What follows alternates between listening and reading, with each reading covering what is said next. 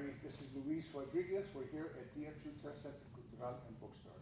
And we're here to have a beautiful, amazing, special event on our book, Teatro Press book, The Stranger You Are. And I just wanted to say that I'm so honored to be able to work with Gail Wronsky as the poet and Gronk as the artist for this great book. His art pieces are in the book. And they will talk more about it. There will be a slideshow. We'll just let them run and present the whole thing. But you should know that The Stranger You Are is a book that you can get at the Institute's bookstore. And the way you get to it is tiachucha.org/bookstore. And you can order any books, Teatro Press books, any books we have. But I really think you should get this amazing, beautiful, wonderful, one-of-a-kind book, The Stranger You Are. When you see it, the poetry is amazing, surprising, powerful. The artwork stands on its own by one of the greatest Chicano artists we've ever had. And so I'm honored that we could do it. And I don't want to say too much more other than to say thank you both for being here. Thank you. And Gronk, and we're going to turn it over to them. There you go. Thank you. Okay, thank you. Thank you, Luis. It's just, it's such an honor to be published by Teatro Press. It's something like beyond what I ever dreamed of. So, and to do a book with Gronk has been amazing. I started, I fell in love with his drawings. I fell in love with his art when I first saw it, and then I fell in love with his drawings. And then she fell in love with me. And then... But she's married. Unfortunately. Yeah, and so I decided, they inspired me to write poetry. So Gronk would put these drawings of his up on Instagram, and I saw them, and I wrote sometimes a poem a day. Right. I mean, it was just an amazing inspiration for me. So I'm going to read some of the poems and show the artwork. And so... Let me just say also that I started maybe 15 years ago what I called my daily drawings. And I put them on Facebook or Instagram to share them with people. And what most people, I guess, never think of, especially if you're an artist, that it's a discipline. It's something that it's daily. You don't stop. It's not a 9-to-5 job. It's continual. So for me to do a drawing every single day began as a challenge. After a while, it just became a language to me to communicate ideas. And so every day I would go to a coffee shop, have my cup of coffee, take a photograph of the drawing that I did that day. And then over a period of time, it accumulated into many, many drawings. And then when Gail came along, she came along with a group of writers, and they had their own publishing books that they were doing. And so I became the artist that was doing all the covers. So about now there's maybe how many book covers? 40 couple? About 40 book covers. 50? Oh, 50, good. Okay. Keeps growing. Okay, can't anybody give me a 60? No, it's kind of been unique in many ways, because I think how writers work is that they do the book and then they have somebody assigned to them to pick a cover for the book that matches. Well, this way, it was the writers would come to my studio and pick whatever they felt was in connection with their book. So each one was unique. It wasn't kind of a commercial kind of sensibility to it. They either had to love the drawing or a photograph of an image of one of my drawings, and it was used as the cover. And I believe your book was one of the first ones that I did a cover to. It was a book of poetry. And Gail noticed that a lot of my drawings look like words, but not quite words. So there was a match there. And other writers came along and had their own ideas as to what they wanted as a front cover. So the daily drawings became something more.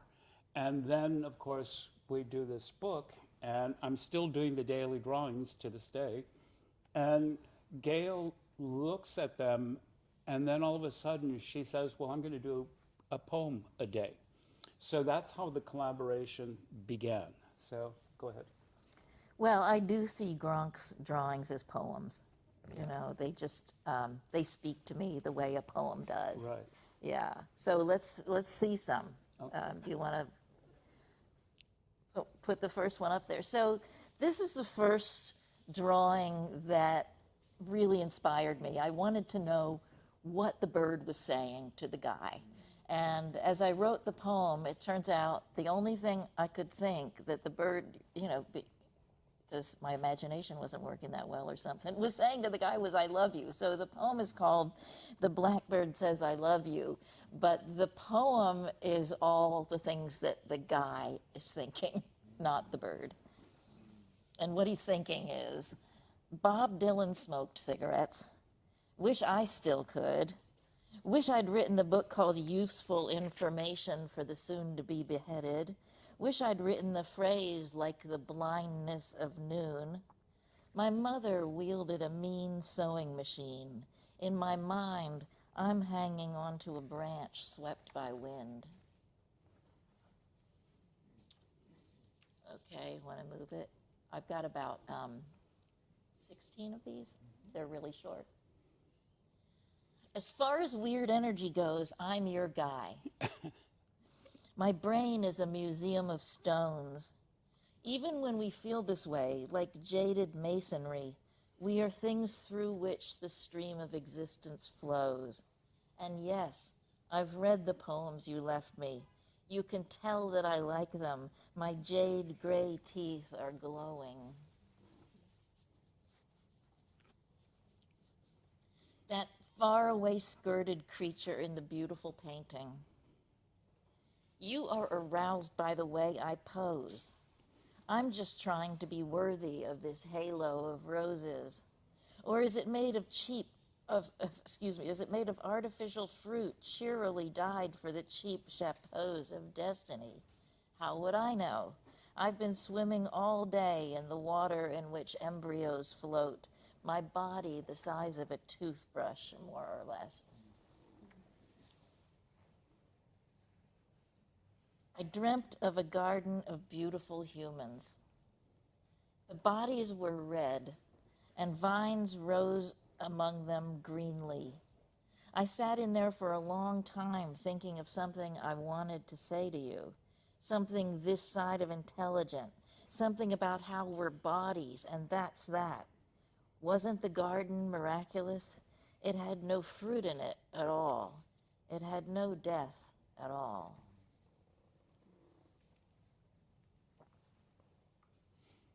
My epaulets are on fire. This was like the most fun I had, I think, with all of them. And the person inside me is frightened. The flames are vertical, two wavering spirits standing upright in their graves. The silence here is like science, antiseptic. And the person inside me is dying to pat me on the back. I'm a poet. This is to be expected. If only we had a pair of asbestos gloves. If only we had arms.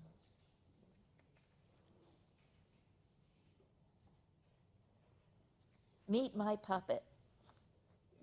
A green claw has risen like a puppet from the end of my arm. It is a beast that will feed me only dry funeral cake. It is a green beacon that beckons lovers and wants to pinch them too. It's waving to you like the sea, the green silk sea. Sometimes I hide it under my shawl. Sometimes it turns around and scratches me. Sometimes it grabs a pencil and writes, "Everything you dream of can come true." I am in love with it.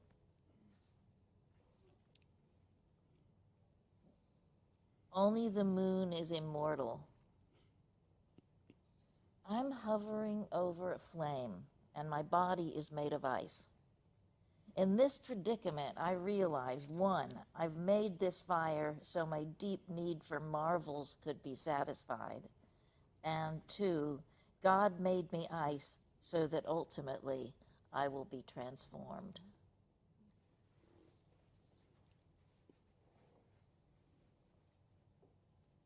But it wasn't like that at all. Yes, I lifted the skull. I said, "Alas, poor Yorick." But the skull in my hand belonged to a monster. Thoughts like gunshots flickered all around us in the communal graveyard. The beastly skull said, "Why the gloomy thinking, man?" Everywhere, everywhere, unspoken wisdom shed leaves the way families shed lives.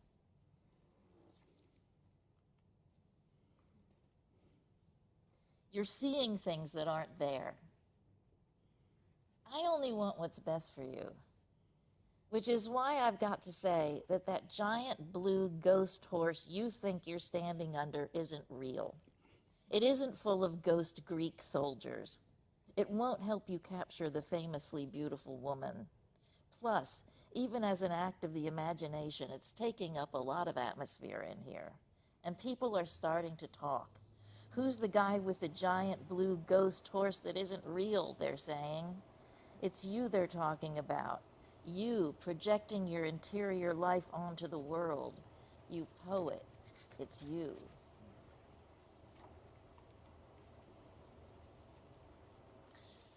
This is a tool, but also a weapon.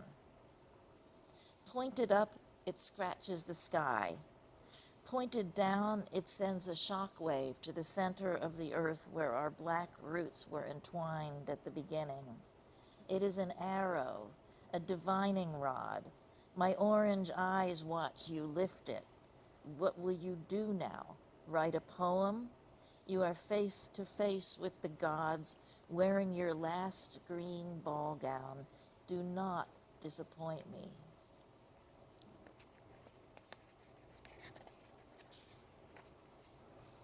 The cul-de-sac of no friends. You're not a ghost, you're a block of ice, and I'm having sad, bad memories tonight. The way things stand between us now, I won't be showing my slideshow of our past sexual encounters. Yes, I am that petty. Some of these are just funny. Some are profound, some are funny. These things happen, Federico. And Federico in this poem is Federico Lorca, Garcia Lorca.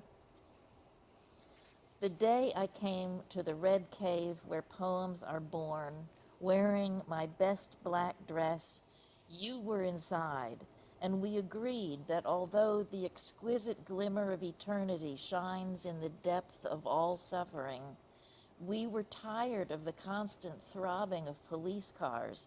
We were tired of the mass-produced melancholy of these days. We agreed that words that had once been torn bleeding from our hearts now seemed void of meaning.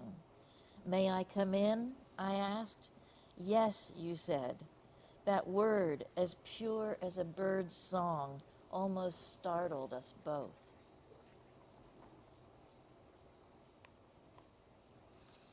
That answers that. You're an elegant hand holding up a bouquet of black flowers. I'm a stick figure of a person with flames on top of my head. I love you because you're flammable. You love me because you haven't read the warning labels. Someday, like all good ideas, will be forgotten. But meanwhile, we live here on a planet called yesterday. It dies every night.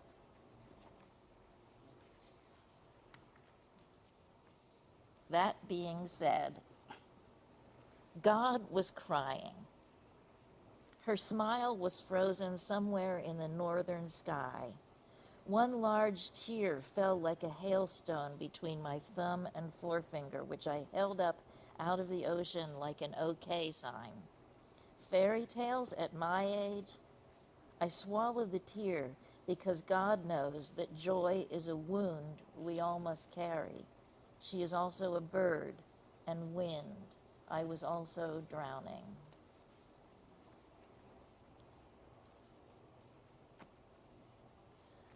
Don't do it. I love this drawing. This just cracks me up. Don't fall off the giant clown pants of life just because you're having your picture taken.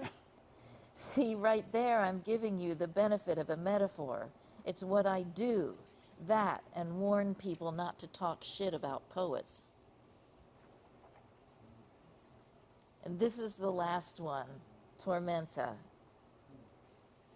It's called She Had No Age. She may have been 100 years older or younger when she stepped into the spotlight, raising her elk bone scimitar operatically, saying, "Remember, gentlemen, I don't allow no table service during my numbers." Okay, that's it. Thank you. Go ahead. Well, I relate to these drawings, and one of the motifs that Gronk does is he has heads inside of other heads. And, you know, that's how I feel much of the time, that there are all these people in there. And when I mentioned this to Gronk, he said, "No, that's me." One thing about the collection of drawings, Gail had the opportunity to go through a lot of the drawings and take a look, and what she related to, she chose. So she would take maybe 100 drawings back home, go through them, and all of a sudden come up with an idea.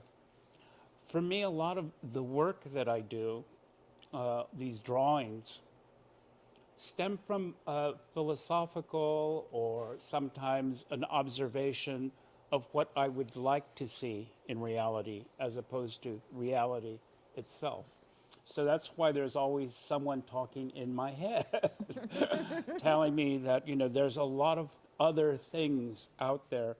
And for me, the drawings, since it's a discipline, since it's continual, is almost like automatic writing. There's no censorship. And if you notice, there's no line that is done from a pencil or anything. It's like every line is continual. And that's the accumulation that's in the book, is all of these drawings have a narrative of sorts. But as a painter, as an artist, as a person that likes to draw, my narrative is broken up so that the story doesn't have beginning, middle, and end. It's all over the place. So on that particular day that I'm doing a drawing, you may see remnants of the horse of Troy, and you may see these different things. I'm taking from so many different cultures. I'm taking things from different people of the past, like even the last image, which is the image of Tormenta. Some people would probably say, "Aren't you tired of doing Tormenta?" Well, no, I'm not. I'm not tired of that because she is like a letter in my alphabet. If you're a writer, I challenge you to not use the letter A in anything you write, because that's how important that image is for me. So it'll continue. I think I've been doing it for over 40 years. But it's always a different view she is observing. It's a different experience that the person is experiencing Tormenta. I made up the name because I wanted something like a Greek mythological character. I wanted my own Medusa, my own Medea. And I thought, okay, what comes close to that would be maybe Tormenta. But Tormenta would be not the storm on the outside, it's an internal storm that is going on in people. So that's why she's reflected in so many different pieces. I chose that simple black dress because it is something that has a timelessness to it. Kind of like a mythological tale, there's a timelessness to the story. Well, that black dress was inspired by other artists, other writers.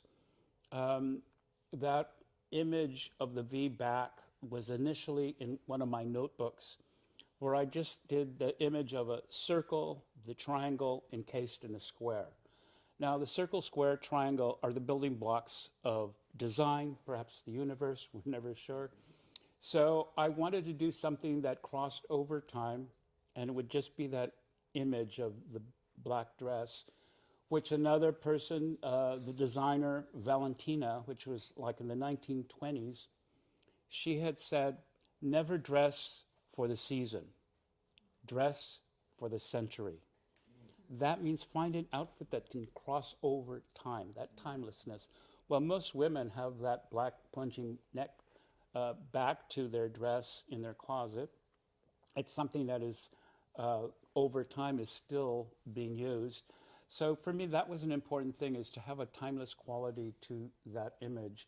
And then Gail comes along and then writes a piece. And for me, we never intruded upon one another in the piece. I didn't ever say, oh, you know, that's a horrible poem. You shouldn't write that.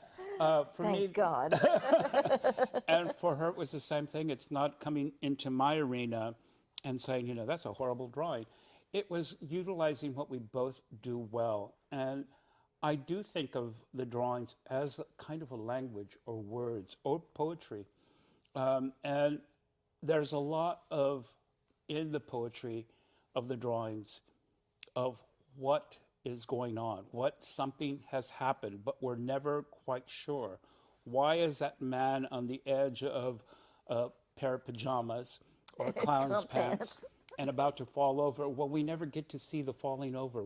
We make it up ourselves. And that to me is poetry. That is the visual arts as well. So I think it was a good combination for both of us to get together and do this book, which, you know, has, how many drawings in the book? 100 or so? Yeah. About 100 drawings. And I think, you know, probably come up with another book Yeah, soon. I've got half of one written. So. There you go. Yeah. No.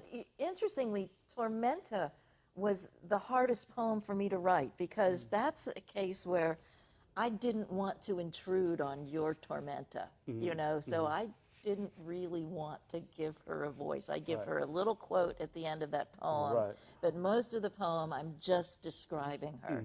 You know, because I felt like that's your character, and you know, you have defined her, and she is you as a woman, you know, and so that was a really hard poem. The other poems came much easier because I knew that what I was writing, you know, didn't have any effect on the painting, you know, the drawing. It's just, there's the drawing, there's the poem. They're very separate, even though they speak to each other. Yeah, and some are more complicated than others.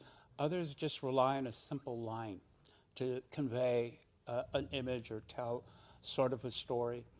And the simpler ones sometimes to me are the most perfect. They're almost like my haiku. It's like the simplicity of a line or of a movement. And sometimes they're in color, which also plays into the psychological element, which you add red to something and all of a sudden there's meaning behind it. If it was just black and white, it would take on perhaps a different meaning. So the usage of color for me is an important part of the development of myself as an artist. But color, you know, I grew up in a time where I was experiencing B movies from the 50s. Gail also has an affinity for the B movies, so we kind of speak the same language. And we also did a book with Chuck Rosenthal, who, what was the title of the book? Tomorrow You'll Be One of Us. Tomorrow You'll Be One, which was based on lines from these B movies. And they were assembled together as poetry. And I did all of the imagery for the book. Now, my affinity for it is not to copy, per se, the narrative or the story of the film. But there is also perhaps something that I gravitate to. And one, for instance, is a claw from a B movie, one of the worst movies. It's called The Giant Claw. You can see it on YouTube. But it's horrible. But I love it because it's also poetry to me. It's kind of like in desperation, these people made this film with disregard to special effects. I mean, you see the special effects credits go up and maybe there's one person's name. Whereas now you see special effects and there's thousands of people's names going up because it's all CGI, it's all computerized, and it's supposed to look real. Well, I like the unreality of a B movie. I like the strings attached to things. I like that that bird is a puppet. And as you can see in my work, there's a lot of usage of the hand, the puppet, as you referred to. Goes back to being a kid and watching those movies. That was my escape. I didn't belong to a gang. I didn't participate in a lot of different things that growing up in East LA, most people would assume. In fact, I still get a lot of people wondering, like, why do you talk that way? I said, it's English, isn't it? Yeah, but you speak it like, where are you from? So I make things up, now and then, just out of my own kind of creativeness. And sometimes I say, I grew up in East LA, but I was the library kid. I was the kid that wanted to read everything from A to Z until I was stopped by my librarian, who said, you're doing it the wrong way. I know what you're doing. You're up to the C's. Yeah, Camus. You're up to the C's now. And you're trying to read the whole, all the books from A to... You start with the Greeks. Go back in time. Everything that you'll get from these other books stem from there. So it was somebody who came along and inspired me and taught me how to use the library in a way that was foreign to me. But also, she was a character because she was this big woman that was a librarian. She was tough looking. She would never wear women's clothing. She wore a Pendleton and overalls. And she was Margaret the librarian. And all the parents in the neighborhood would tell all the kids, she dresses this way because she can't afford women's clothing. We said, yeah, sure. We knew better. But she was also an inspiration. I mean, it's like one of these things that I pull from life, and all of a sudden that Pendleton, that memory of that particular person crops up in the imagery. I could name so many different bad movies that I watched. One of my color palettes, when I talk about color, stems from being a kid and watching the film War of the Worlds, which was from 1954 or so. And the color in that film was just breathtaking for me. It was Paramount Studios Technicolor.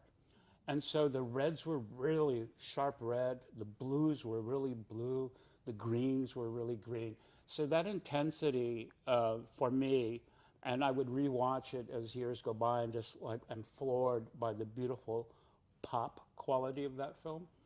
But again, it's like always learning, not always running, but always learning. And always taking that information and incorporating that information into my next image or the next drawing.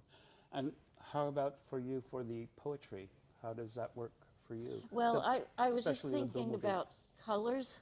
You talk about colors, and one of the things, one of the reasons I started this project was because I've been a poet for, many decades, and I've just finished New and Selected. I put together all of my poems from the previous books, and I selected them and put them together, and they're all a certain kind of work, and I felt like I was done with that, So I really wanted to try something fresh and new, and that's what these drawings allowed me to do.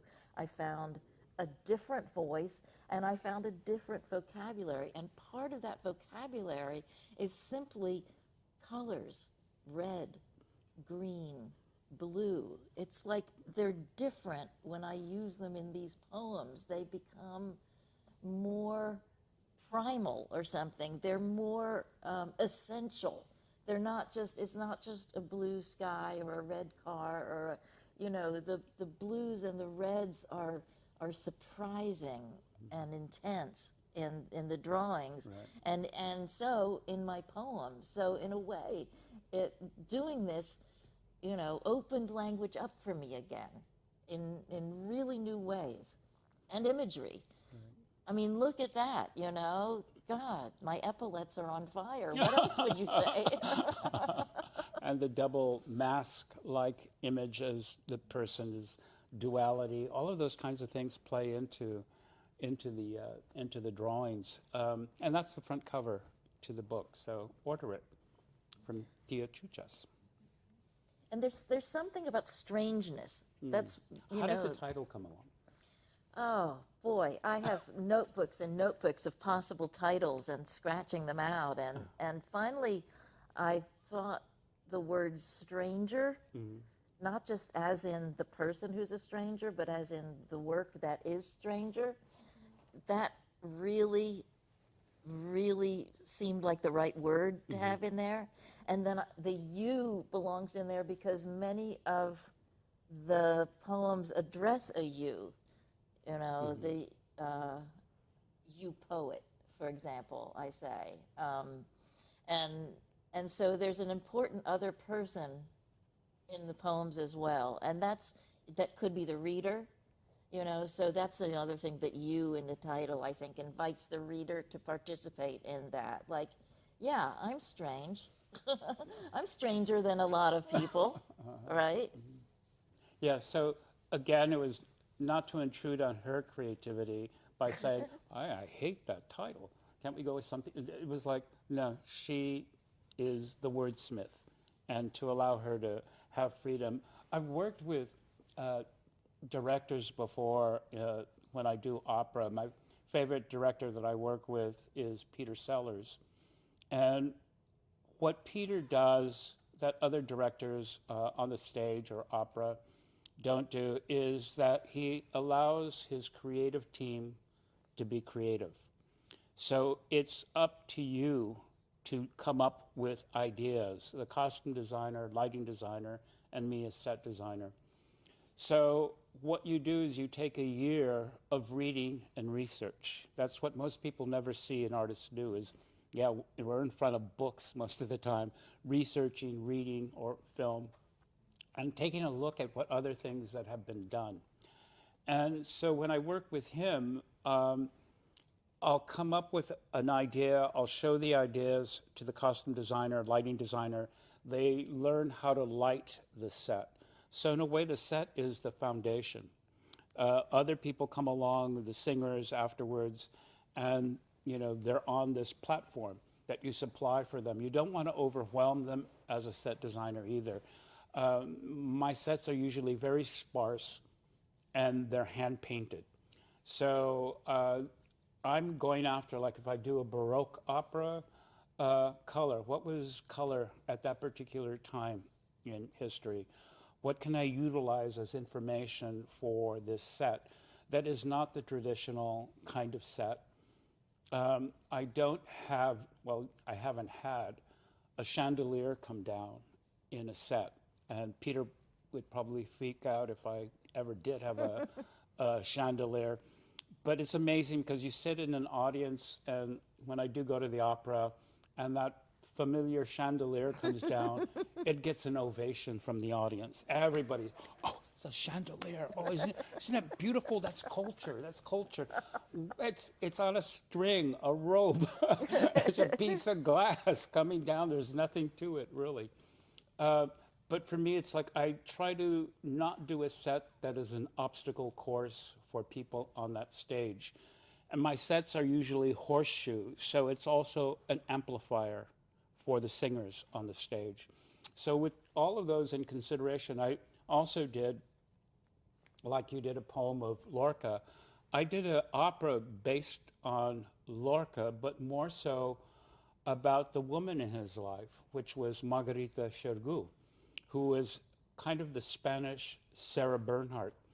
She was a woman who financed and acted in all of Lorca's plays. And when Franco comes to power, she's on tour.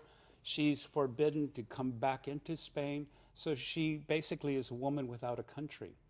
and she goes to Mexico, Argentina, Cuba.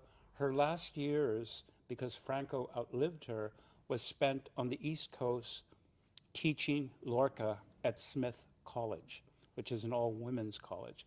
So the opera is kind of based around her and her story. And it's a contemporary opera. The composer's Argentine, Osvaldo Gullón, and Peter directed it, and myself as set designer. So a lot of the times when I'm doing the research, something will hit me. It's like, okay, what was taking place at that time of Lorca's life? Well, in France, Picasso, who's Spanish, is doing Guernica.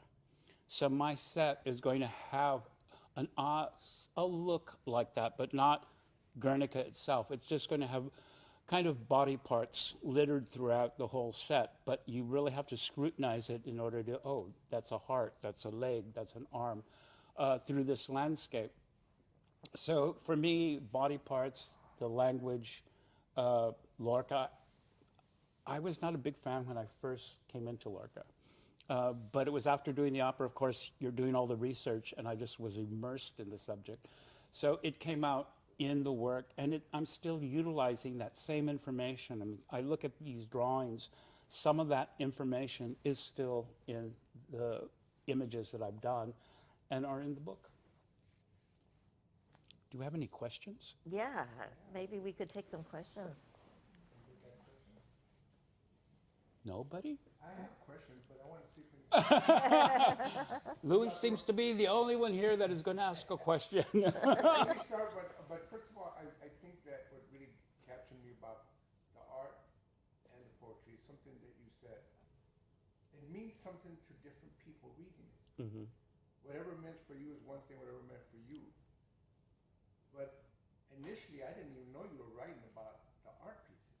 Mm-hmm. Oh, that's right. I just saw the poems for their own, and I saw imagery that had really nothing to do with the art. Mm.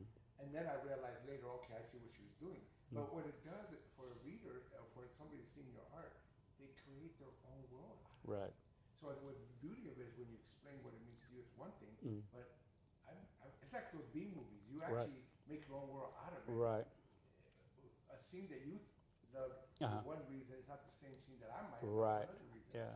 So that's what I love about this book. The poetry does that. The imagery took me to other places, and then the artwork did it on its own and took me. You see what I'm trying to say? Yeah. You tend to find your place in that work because it doesn't tell you, even your poetry doesn't tell you what it is. It's almost like in a dream state, and you find a detail that pulls you in. Well, that is important for me because I have a way of trying to communicate that the viewer is going to interpret in their own way as to what the image is all about.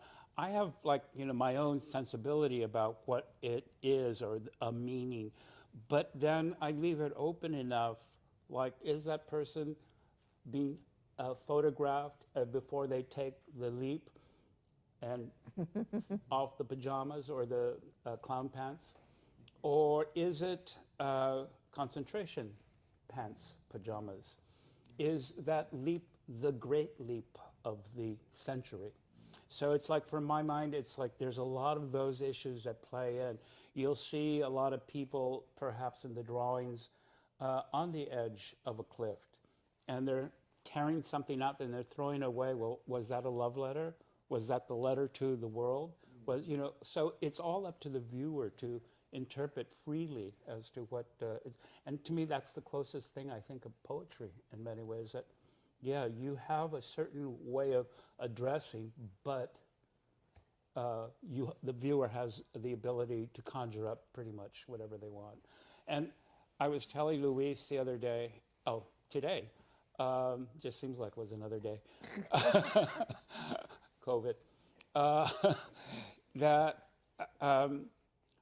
I have been judged as a Chicano artist by many people, and I don't mind, that category. I think it's great, but in Mexico, I've never been seen as a great artist. Oh, he's one of those Chicanos who paint, but we don't know anything about his paintings. And then I do a set for an opera that goes to Russia, Madrid, London, two cities in Russia, Moscow and Perm. And the press writes reviews of the opera, and Mexico gets a hold of the fact that I'm in Europe and I've done this set for a major opera in all these countries. So in their press, they say, Mexican artist Gronk does big opera sets. It's like, I've never been accepted by them before in my life. And here it is. It's kind of like, Diego Rivera, other people who left to go to other countries, and all of a sudden they become a hero. And for me, it was, it's kind of cute, but I don't define myself. I never thought of Chicano art as being limited. It was everything we've seen, but everything we haven't dreamt of yet. That's the important thing for me, is that you don't put limits onto a creative person. You don't say, Garcia Marquez, that book, 100 Years of Solitude, is too long. You should cut up a couple of chapters in it. No, you don't do that, because he's uplifting that culture in many ways, a Latino culture. And for me, it's the same thing. It's like, I don't want to have to be bound to anything, and to let the creative flow, creative energy flow. Yeah. I got to watch the writing part of this day to day, because I lived with you when there was pandemic, et cetera. And That's my nemesis. Your rival. and I've been in your studio, Gronk, Uh-huh. 100 times, in 14 years or more, watched authors come and pick out their covers. I've seen all of this art, but I'm still amazed because think of an art show, and especially contemporary art, and there's a commentary coming in, some critic writing about it, and they can't touch what's going on. That's my feeling. I think that's silly stuff. But somehow, when you brought this stuff together, and I saw the connection between, your poems and that art, it was a real symbiosis, and I think that there's something that's going on between you when you do those kinds of things. When you do that transcends, even your work individually, because those are inexpressible things, Right. those images, and your poems are hardly something that explain. Right. I think with Gail, I think when we first met, we kind of knew that there was a camaraderie there initially. Like deep down, there's maybe similarities in many ways. And so for me to say, go ahead and do it, it's like, I think a lot of other artists would actually think, oh no, I'd rather have a scholarly interpretation of my artwork. For me, it's like, let's try this, see if it works, see if it happens. But we also tried it in the previous book. And so that was, for me, a learning experience as well. Because to have someone write about your work is one thing. I mean, sometimes the scholarly or the critical is they compare you, of course, to other people. Well, she doesn't do that in many ways. She's not, oh, your work reminds me of, so-and-so. Well, her poetry, there's sparseness in it that I can appreciate as a visual artist, and somebody who's tries to make like a set for an opera that's uncomplicated. Maybe the painting is complicated, but there's nothing else on that stage. There's no chairs, there are no chandeliers coming down. So for me, I enjoy the fact that this was also a liberating experience as well. And I kind of look forward to what's going to happen next. Yeah, it was definitely a liberating experience for me. And one of the things that we haven't talked about yet, which is not the main thing going on in these poems, but there's also a kind of attitude There's a little bit of attitude in the drawings, and I picked up on that, and so the poems have a little kind of sassy attitude to them sometimes. They're her punk poems. They're my punk poems, right? Well, I was an old punk, Yeah. I think, before Yeah. punk was punk, yeah. Yeah, we're about the same age, Yeah. But that, it was just, I can't tell you how much fun it made writing for me again. So I'm challenging Lewis, why don't we collaborate and do a book? Yes, absolutely. Just so people know, I've known Gronk for about 40 years. I was in East LA too when Osco Right. was breaking through. And He used to be my babysitter. I was at the game, baby. Little kid, anyway. But the thing was, I think what I want to say is that even then, Oscar in particular, but you couldn't put you in a category. Right. And that's really what Chicano art is. People think it's categorized. People think it looks a certain way. And I know people always got to give, this is Chicano. You know what? Yes, this is Chicano art. This is Chicano. It's not all the same. And I think that's important because I remember when I was in Guadalajara and this writer came up and he didn't know that I was in the audience and he was saying his teacher told him to write like Luis Rodriguez. And he rebelled. I'm not going to write like that guy. And I'm glad he did. But I got up and said, well, I'm Luis Rodriguez. And he got very embarrassed because he didn't know I was in the audience. But I told him, listen, what did Chicanos want when we fought for our space in the world?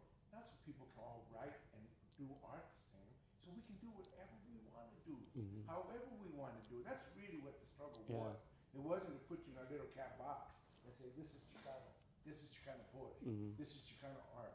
That's what people think it was, but it wasn't. It was just you're free to do whatever you feel you need to do. I think it's kind of rebellion and a continuation of that. It just doesn't end at a certain time period. It's a continual thing, and it's always evolving as well, and always changing. And that, to me, is the exciting part of it. A living culture is one that experiments and tries new things. A dead culture is one that stays the same. I'd rather be part of a living culture that is always testing the boundaries of living in many ways, of making. All of those things for me are an important part of what I do as an artist.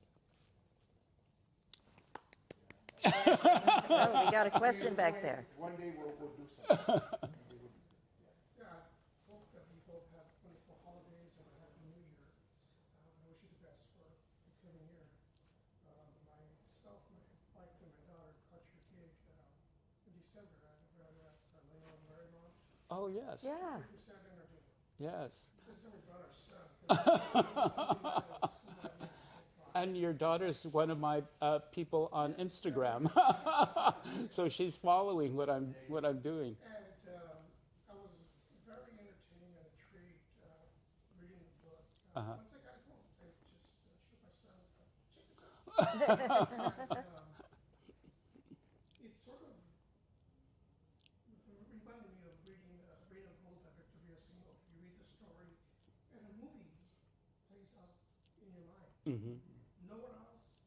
Right. So, December and the early part of January, we're reading what you guys put together. I read the poetry. And then I look at the image. And it's just a single image. But somehow with the poetry, in my mind, that image had, I've never taken mushrooms, obviously. But it's somehow. You can't say that in front of the family, that's why. Right. But it came to life in the sense of that image having a starting point, a beginning, to that present of that image, to having an ending with that image in a story from your writing. It might be awkward to say, even though it's just a still image. That's what I was intrigued by. Right. The whole book. Right. It's like, wow, just Thank you. very, very Thank you. confident. Just really was very intriguing to me. Thank you. Thank you very Yeah, much. and that's kind of one person's, again, interpretation. I think also that having the book, you have a full collection of what Gail can do as a writer, you have a full collection of what I do as an artist, as a painter, because you can flip back into that book and maybe some images resonate with you more so than others. Maybe the poem, there's something that you have an affinity for in many ways, and that'll continue to challenge you as a viewer and also as a reader. So I think, again, it's an important investment for the person who gets the book to actually take your time with it. It's not something that you read one poem and you can concentrate on an image, but then you can go to the next poem and see that there's another world there. It's like frames from a film. It's like each one is slightly different than the other. And again, Gail chose out of thousands of drawings her selection of imagery. So there are some images that did not make it into the book, but for me that's fine. It's like there's other times and other places that the work will continue. A lot of it was the more abstract pieces, or what people call abstract, because it doesn't have a narrative of any sort. And it relies heavily on the viewer to conjure up, what does this mean? It also is something maybe just about layering, how a painter or somebody who draws layers things and builds things like building blocks in a way. And I kind of like foresee in the future to continue this journey, doing the visual images for what books, and for also continually doing my own imagery, which I do on a daily basis, because I'm a coffee addict and have to have a cup of coffee every day and do an image. And that's kind of what I post. I don't know if anybody wants to follow me on Instagram, but it's Gronk, ELGRONK. And you'll see the daily drawings continuing. I want to do a visual like this with just the visuals and almost to see how it works as almost like a movie in many ways. There's interactions that are taking place. There are characters that reoccur. So it has that very cinematic sensibility to it as well. Yeah, So thank you. The image is everything, you know, I mean, and that's part of the word imagination. And that's what the drawings inspire in me, and that's what I hope my poems inspire in other people, to spark your imagination. Yeah. You know, where do you, okay, here's the drawings, here's the poems, where do you go with it? Right. You know? That's the exciting part. Yeah, yeah, it's not a complete process unless somebody does that. But also, I think any good book, any good art, you want to go to it over and over again. You'll find new things. Right. You read your poetry, I'm going to discover new things. Right. You know what I'm saying? It comes, and then you look at your art, you're going to see things you didn't quite see the first time. Right. That's what good art, good poetry, good really does. It wants you to come back. Once you see something and you never want to see it again, they kind of miss the art part. So That's that's right. how we do that. Well, you know how in Persian culture, a lot of Persians read Hafez, their great poet, and use a big book of his as almost like a horoscope. Every day, open it up to a page, read the poem, that's your poem for the day. You know, and I always wanted to do a book that you could do that with. And in some ways, this is one of those books. You can every day get up, open, look at the drawing, look at the poem, say, okay, I'm ready to go. You know, I used to do just because you mentioned Hafiz festivals, where we would all read Hafiz and there'd be music in the back, and you just find a Hafiz poem, and we would just throw one Hafiz poem after another. Well, we can do that with your poetry. We could do a Gail Wronsky festival. You know, that'd be great. It's amazing just to see that. Thank you. Any questions? More questions? Everybody satisfied? You don't want to know anything more? Yes. Thank you so much for this and just for sharing I wonder what continues to inspire you. What is it that you feel you must say, especially at this moment in time? Well, for me, you know, there's a lot of things that are going on. And I am an observer of this moment in time that we're all living in. And I try to take from those realities and conjure up something that I can utilize in the artwork. I think that, I want to address issues, but not in the conventional kind of way. It's like I'm going to do a clenched fist and it has a certain meaning. Well, that's kind of like a slogan. And my work is not slogan type artwork. It's more about life and living at our particular moment in time. So I'm inspired by the daily. I seek the divine in the daily things that most people perhaps would disregard and think unimportant. Those are the things I tend to gravitate to. That's why I like the coffee ritual with a drawing, because that's, again, a ritual. It's a ritual that most people experience in this world, is that cup of coffee that starts their day. Well, I want to be a part of that and utilize that information. And sometimes people would think, something is bad. I don't tear up my work or throw it away. At least I don't think so. But I am using the information of the daily to enhance what it is that I do as an artist. And that's why it'll continue to grow, because I'm fascinated by a lot of things, an imagery, a smell, a conversation.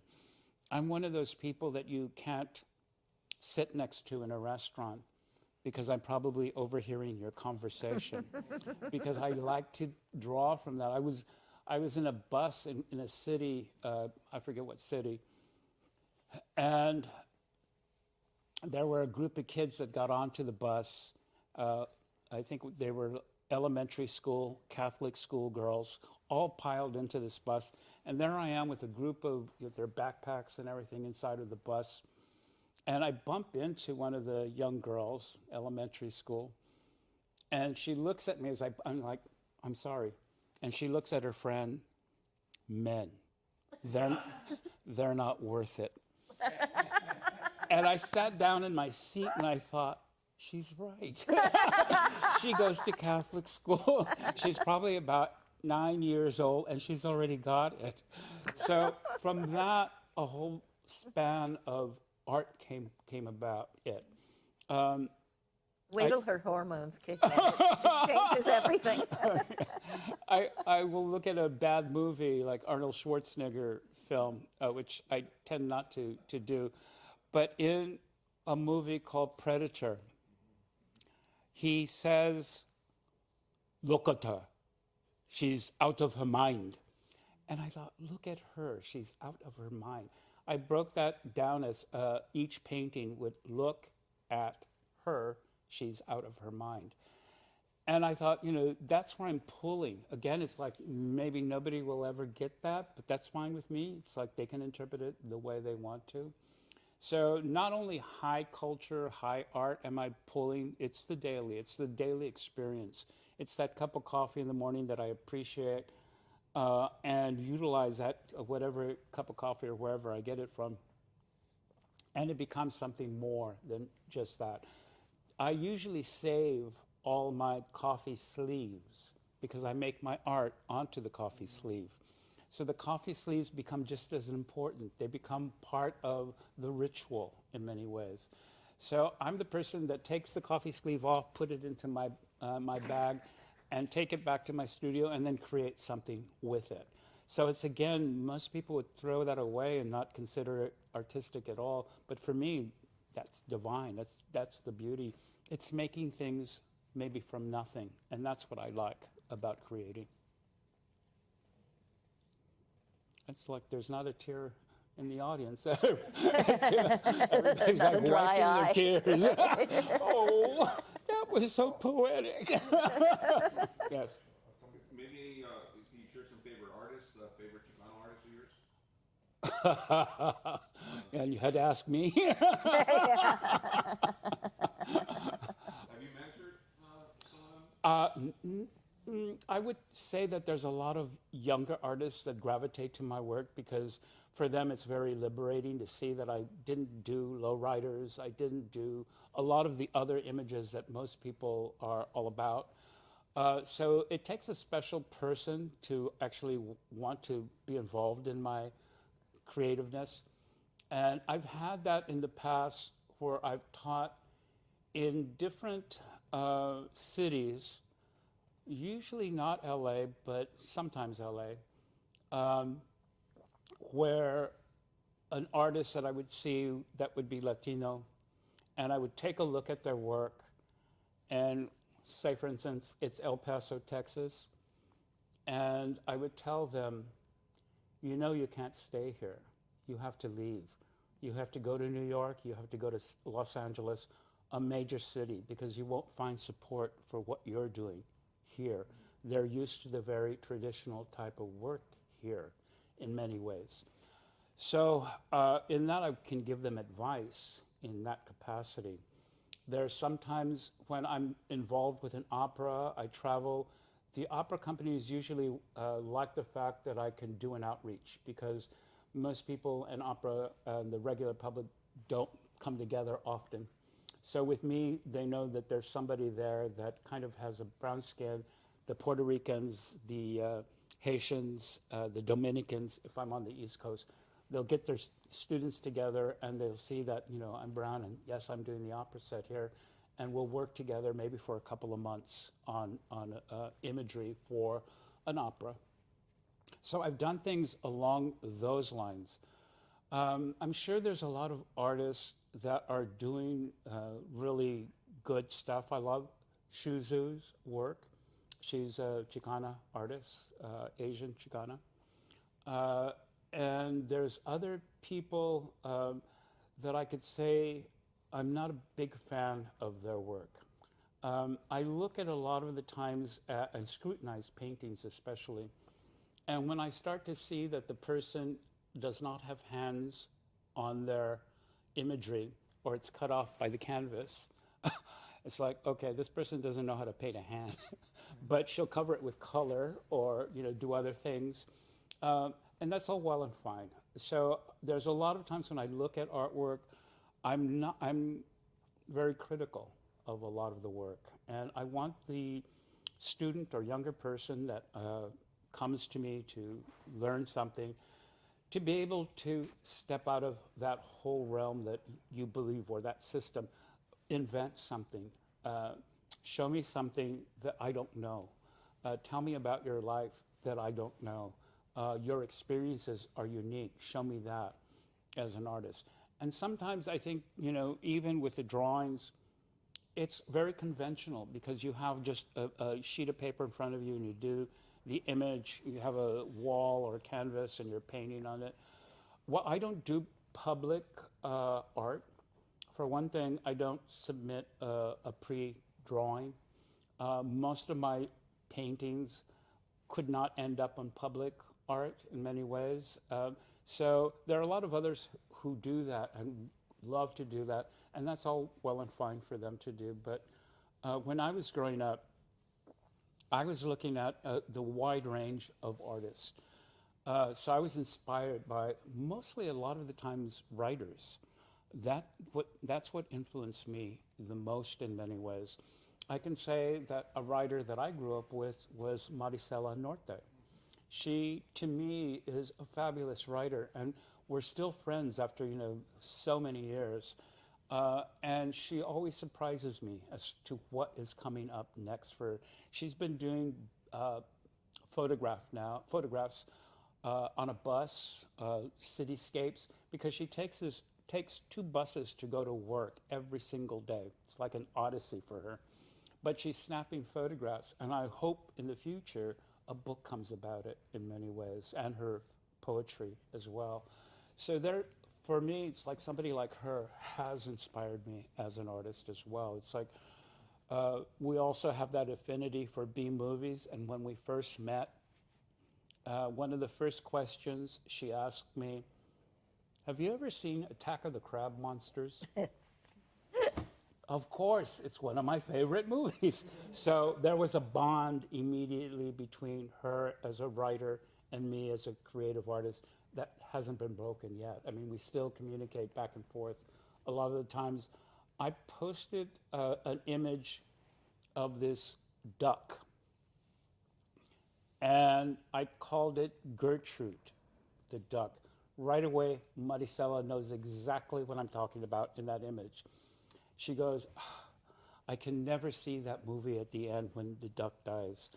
And it's Gertrude the duck from Journey to the Center of the Earth with Pat Boone and James Mason. Now, for both of us, the thing about that movie is the duck dies. And it was somebody, it was a creature that was throughout this whole movie, it was just like this pleasant creature, and somebody gets hungry and eats it. And so we were both traumatized as kids. And we still relate to one another. It's like, oh yeah, I can never finish that movie because when the duck dies, it's like I go bonkers. So I'll post an image of a movie called The Doll People from Mexico in the 1960s. Maricela knows exactly what movie I'm talking about. And most people never get in. I mean, they'll throw in something, but for me and her, it's usually a similarity there that we really enjoy. So for me, somebody like Maricela is a great artist. You know, when we first started What Books Press, Maricela was one of the first people we got in touch with, and I said, you know, you've got to give us a book of poems, and she didn't. That's Maricela. She just didn't, because I love Peeping Tom Tom Girl. It's such a great book. Right. She's a fabulous poet. Right. Yeah, I think, somebody like her has been overlooked in many ways. And we've talked about collaboration in the past because I truly enjoy her work. So maybe that'll come along in the future as a possibility there as well. So, so there's not a lot of, there's a lot of artists who are doing things. But I have a tendency to bow out of like complimenting people. And sometimes people will say, oh, he's attacking my artwork. And I'm thinking, no, it's just I don't have anything to say about your artwork. And I'm sure that there's a lot of younger artists coming out of the colleges and that are doing interesting things. But when you're an artist yourself, sometimes your home is where you make it. And so it's like I'm a loner. I'm like constantly alone. I live in downtown LA. I'm in my studio. I have my going out journey, which is usually the cup of coffee, and come back to the studio. And there I am in front of a white wall. I mean, it's such a ridiculous thing that when people ask, can you recommend my son to become an artist? And I'm like, you know what, I wouldn't recommend anybody to become an artist. That's the furthest thing that I would want, because it's a discipline. It's something that you can't just come up with and say, I'm great at what I do. No, you're not. You're learning. I'm still learning. I can't do that kind of recommending of artists in many ways, because it's a difficult choice in life. It's something that, like I said, I wouldn't wish upon anybody, because you have to be alone. You have to do what you do. And even though it may be absurd and ridiculous, there's an outcome to it in many ways. There's things that people are able to see and appreciate in many ways. So, any further questions? I just had one question. Oh, good. And it has to do with your art, both poetry and art.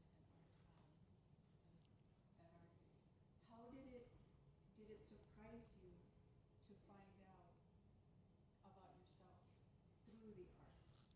And also, when did you learn to trust that? When I was in middle school, I was not the favorite of the teachers at the school I was going to. I was what they called the rotten apple in the group. So I was making things and always thinking, gee, this is great. Nobody's done this before. I got newspapers and paper, got the iron that you iron your clothes with, pressed it into the paper at different Fahrenheits. So the temperature would gradually go up into the next until it was totally burnt. And I had spread mayonnaise across the burnt paper. So it smelled horrible. So that was my final for middle school.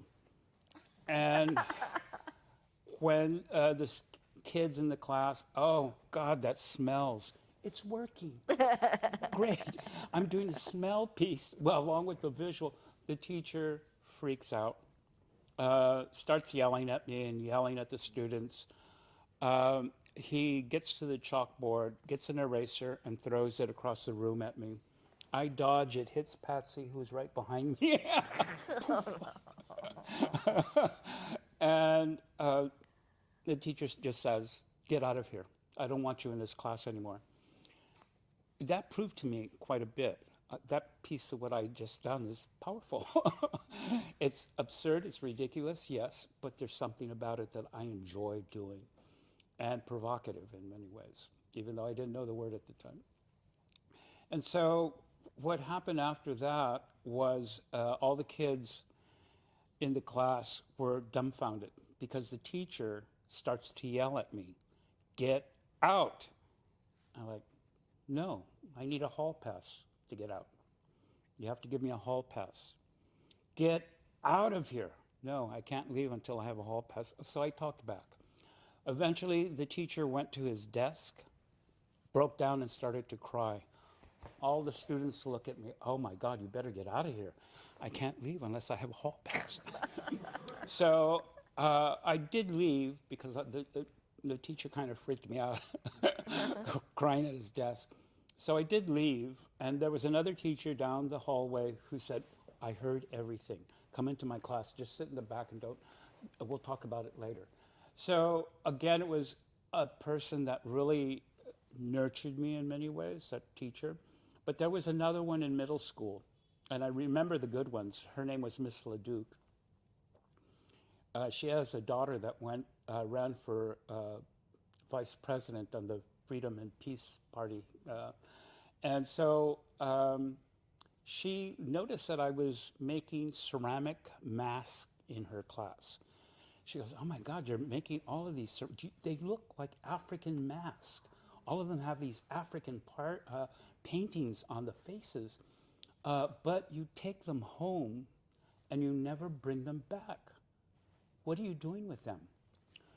"Well, I'm burying them all over East LA because in the future, I want an archaeologist to find them and wonder how the hell did they get here?" I probably was reading tectonic plates at the time, so I was making that connection with Africa. So again, it was a teacher who said, "You're going to take an awful lot of shit from a lot of people. Don't listen.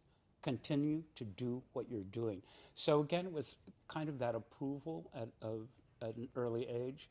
I grew up with a single parent, and I had a lot of freedom. So again, that's my choice, was the library. I wanted to know about other writers, other artists. What were they doing? So all of that kind of was inspiring to me from a very get-go age.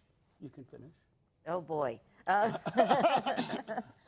About becoming a poet? Yeah. Yeah, When did you learn to trust yourself?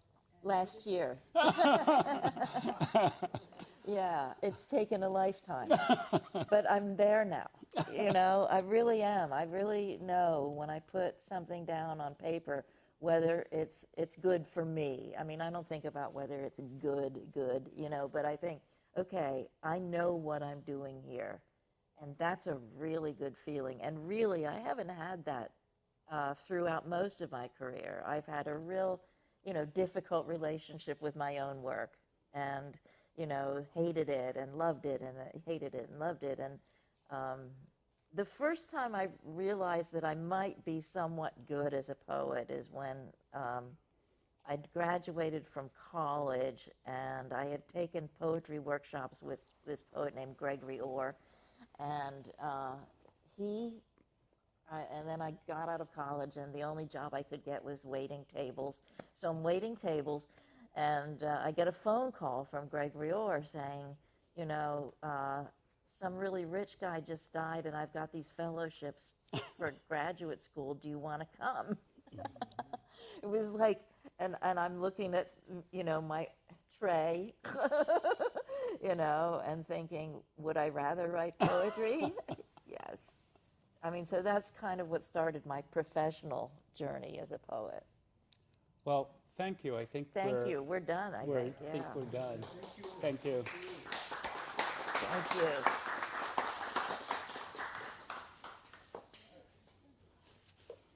Books are also available if you're in case you are interested.